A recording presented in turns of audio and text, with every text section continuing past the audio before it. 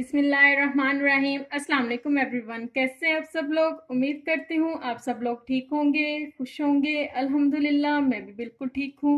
हमेशा की तरह मेरी आप लोगों से रिक्वेस्ट है, चैनल को सब्सक्राइब कीजिए, वीडियोस को लाइक कीजिए, शेयर कीजिए और साथ ही लगे बेल आइकन को ज़रूर प्रेस कीजिए। चलिए जी स्टार्ट करते हैं आज की रेसिपी। आज की रेसिपी मैं आप लोगों के साथ जो शेयर करने वाली हूँ वो है गाजर का हलवा।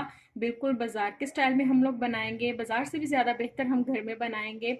आप लोगों के साथ पहले मैं एक वीडियो शेयर कर चुकी हूँ जिसमें मैंने गाजर को सेव करने का तरीका बताया था। उन्हीं कैरेट्स को यूज़ करते हुए मैं यहाँ पर गाजर का हलवा बनाऊंगी। आजकल आप लोगों को पता है सीज़न में नहीं है, तो हम लोग क्या कर सकते हैं, फ्रीज़ की हुई गाजरों से गाजर का हलवा बना सकते हैं। बहुत ही सिंपल है, बहुत ही टेस्टी बनता है। यहाँ पर हमने क्या लिया है, कद्दूकस गाजर लिया मैंने। आप लोगों को अगर इसकी सेव करने का तरीका नहीं पता तो आप लोग मेरे चैनल पर सर्च कर सकते हैं, आप लोगों को इसकी मुकम्मल वीडियो मिल जाएगी। अब इन्हीं सेव की हुई गाजरों से आज हम गाजर का हलवा बनाने जा रहे हैं। बनाने से पहले आप लोगों ने इसको तकरीबन 15 मिनट पहले आप लोगों ने इसको निकाल लेना फ्रीज़र से। उसके बाद आप लोगों ने इसको यूज़ करना है। यहाँ पर हमने सबसे पहले क्या करना है, एक कढ़ाई लेनी है। कढ़ाई के अंदर हमने तकरीबन 2 कप के करीब दूध ऐड करना है।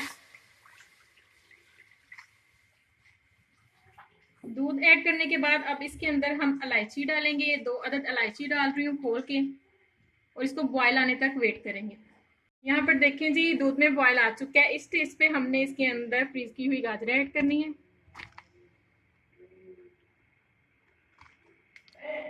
थोड़ी देर वेट करेंगे ताकि ये नरम हो जाए।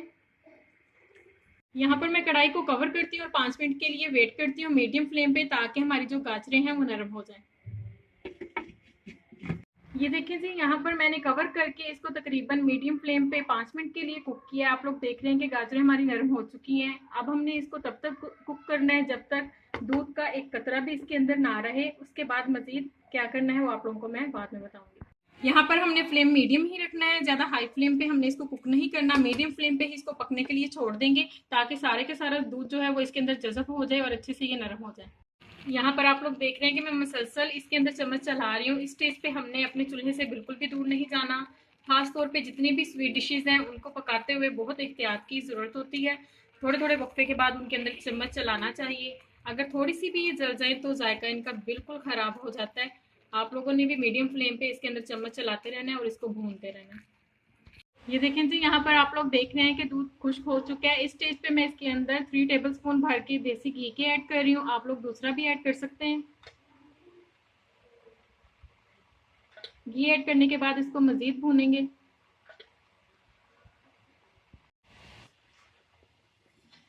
इस स्टेज पे भी मुसलसल आप लोगों ने इसके अंदर चम्मच चलाते जाना है और इसको मीडियम फ्लेम पे भूनते जाना है।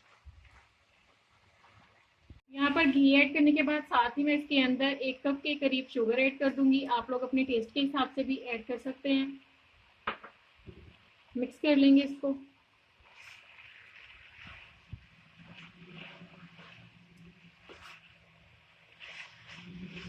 और इसको अच्छे से हमने भूनना है। ये देखें जी यहाँ पर शुगर डालने के बाद मैंने इसको अच्छे से भूना है। इस स्टेज पे अब इसके अंदर मैं खोया ऐड करूंगी। खोया ऐड करने के बाद भी इसको हमने अच्छे से भूनना है।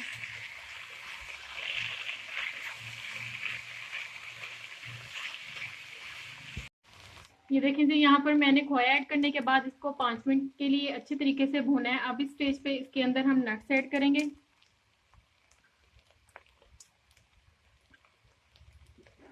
मिक्स करेंगे।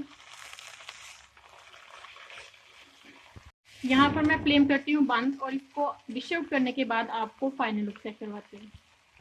ये देखें जी यहाँ पर मैंने हलवे को डिश आउट किया है। अब इस स्टेज पे इसके ऊपर हमने खोया लगाना है। इसी तरह स्प्रेड कर देंगे।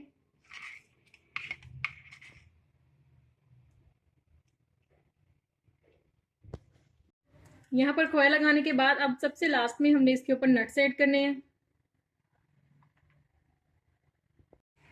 ये देखें जी गाजर के हलवे की फाइनल लुक। उम्मीद करती हूँ आप सब लोगों को ज़रूर पसंद आई होगी। इसी तरह आप लोग सेव की हुई गाजरों से इस मौसम में भी हलवा इंजॉय कर सकते हैं।